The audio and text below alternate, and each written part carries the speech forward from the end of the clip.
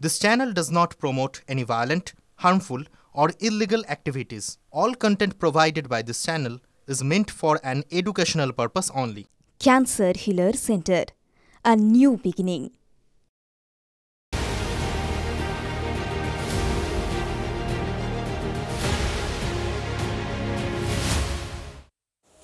আরো একবার আপনাদের সকলকে টিভি9 বাংলায় স্বাগত। রনিপা রয়েছে আপনাদের সঙ্গে।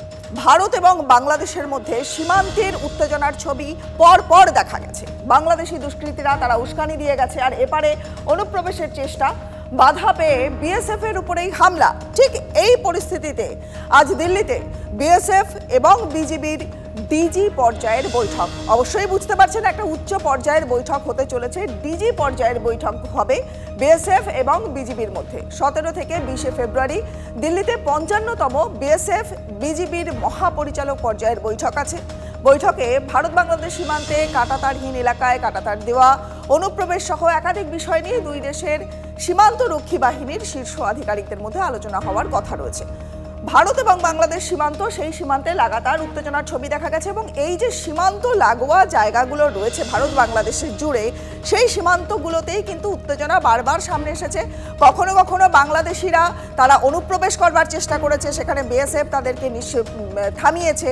পাশাপাশি সেখান থেকে ধান কেটে নিয়ে যাওয়ার প্রসঙ্গ উঠে এসেছে এবং সবথেকে বড় প্রসঙ্গ যেটা, সেটা হচ্ছে মানব পাচার, সোনা পাচার, গরু পাচারের পাশাপাশি কিন্তু মানব পাচারের ঘটনাও সামনে এসেছে। একের পর এক সীমান্তে উত্তেজনা সৃষ্টি হয়েছে।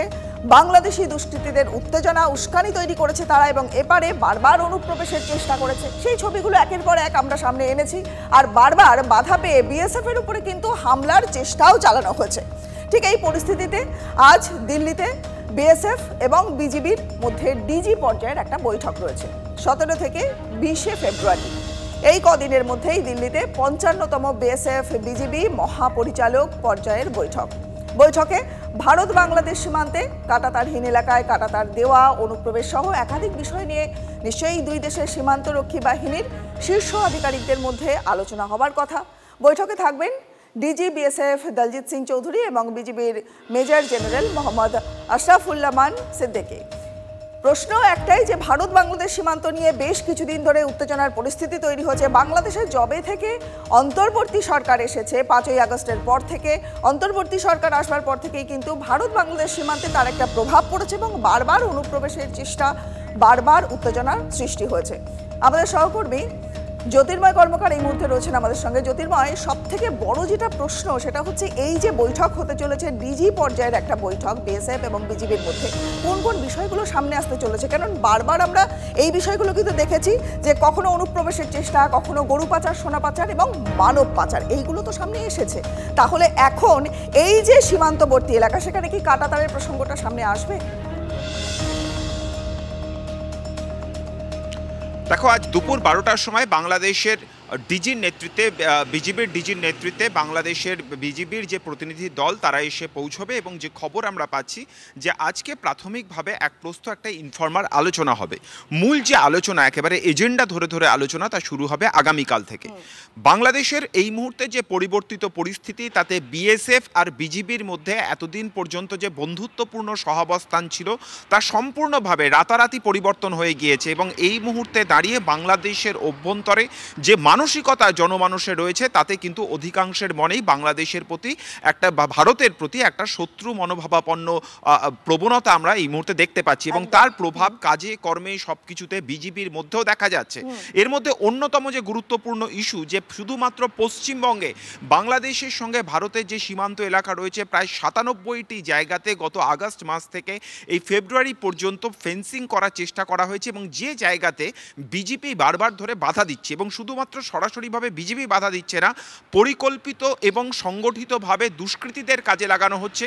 যখন কখনো বিএসএফ এর ওপর হামলা চালানো হচ্ছে, কখনো সীমান্ত লাগোয়া গ্রামবাসীদের ওপরে, যে সমস্ত গ্রামগুলি রয়েছে সেই গ্রামবাসীদের ওপরে, ভারতীয় নাগরিকদের ওপরে হামলা চালানো হচ্ছে এবং মূলত বিএসএফ এর যে প্রতিনিয়ত সার্ভেলেন্সের কাজ, তাদের যে টহল দেওয়ার কাজ, সেক্ষেত্রে পরিকল্পিতভাবে বাধা দেওয়ার চেষ্টা করা হচ্ছে।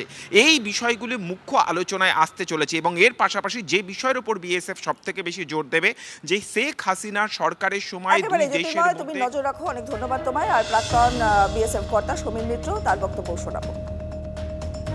আমাদের প্রশ্ন হচ্ছে যে ডিজি এবং যেখানে আছে তাতে কমন পয়েন্ট হবে এবং সেখানে আমরা বলবো যে আমরা এটা করব, ওনারা বলবেন যে না। কারণ উনি যেটা বলেছেন স্বরাষ্ট্র ওনাদের যিনি অ্যাডভাইজার, যে আমরা বাধা দেব। হ্যাঁ, তোমরা বাধা দেবে যদি আমরা আমাদের যে নির্দেশ কিংবা নিয়ম কিংবা আইন কিংবা যে এরিয়াটা রয়েছে সেটা যদি 150 গজের মধ্যে হয়। দ্বিতীয়ত হচ্ছে আমরা কাঁটাতারের বেড়া দেব, যে এখানটায় ওরা এই জায়গাটায় কাঁটাতারে বেড়া দিতে আমাদের যথেষ্টভাবে চেষ্টা করবে, ইনস্টিগেট করে ইন্টিমিডেট করে, যাতে আমরা এর উপরে কোনো ফার্ম অ্যাকশন নেই, যেটা ওরা চাইছে। কিন্তু প্রশ্ন হচ্ছে যে আমরা ওই জায়গাটা কাঁটাতার দেব, তিনি যেই বলুন না কেন, তিনি তার রাজ্যে যেটা বলছেন সেটা তাদের ব্যাপার, আমরা এটা করবো। এবং আমার আই অ্যাম শিওর যে আমাদের ডিজিপিএস এর যিনি গেছেন তিনি এই ব্যাপারটায় যথেষ্ট দেবেন। আজ দিল্লিতে বিএসএফ এবং বিজিবির মধ্যে ডিজি পর্যায়ের বৈঠক রয়েছে। ভারত এবং বাংলাদেশ সীমান্তের বিভিন্ন জায়গায় যে উত্তেজনা ছড়িয়েছে তার সমাধান সূত্র বৈঠক থেকে বেরিয়ে আসবে বলে আশা বিদেশমন্ত্রী এস জয়শঙ্কর এবং বাংলাদেশের বিদেশ মন্ত্রকের উপদেষ্টা তৌহিদ হোসেনের। ওমানের রাজধানী ম্যাসকটে বৈঠকে বসেছিলেন দুই দেশের নেতা। সেখানেই বিএসএফ এবং বিজিবির ডিজি পর্যায়ের বৈঠকের বিষয়টি উত্থাপিত হয়েছিল বলে জানানো হয়েছে বাংলাদেশের তরফ থেকে। তো ভারত সরকারের দুইটা পলিসিটা নেই। সরকারের যা পলিসি মানুষের কাছে সেটাই তারা রাখছে, মানুষকে বলছে দেখো বাংলাদেশের মানুষের সঙ্গে সরকার কিন্তু বলছে, মানুষকে বলছে, যেভাবে বোঝানোর চেষ্টা করছে যে ভারত বিদেশিতার প্রয়োজন আছে এবং সেইভাবেই ওরা চলছে। ভাবেই তার ওটা টেনশনটা সরকার জিয়ে রাখছে। আবার আমাদের সঙ্গে কথাবার্তা বলে যতটা পারা যায় আমাদেরকে বোঝানোর চেষ্টা, দেখো আমরা বর্ডার নিয়ে অতটা চিন্তা নেই, তোমাদের সঙ্গে আমরা মিলিয়ে দিতে পারবো। এই দ্বৈত একটা অ্যাপ্রোচ ওদের রয়েছে।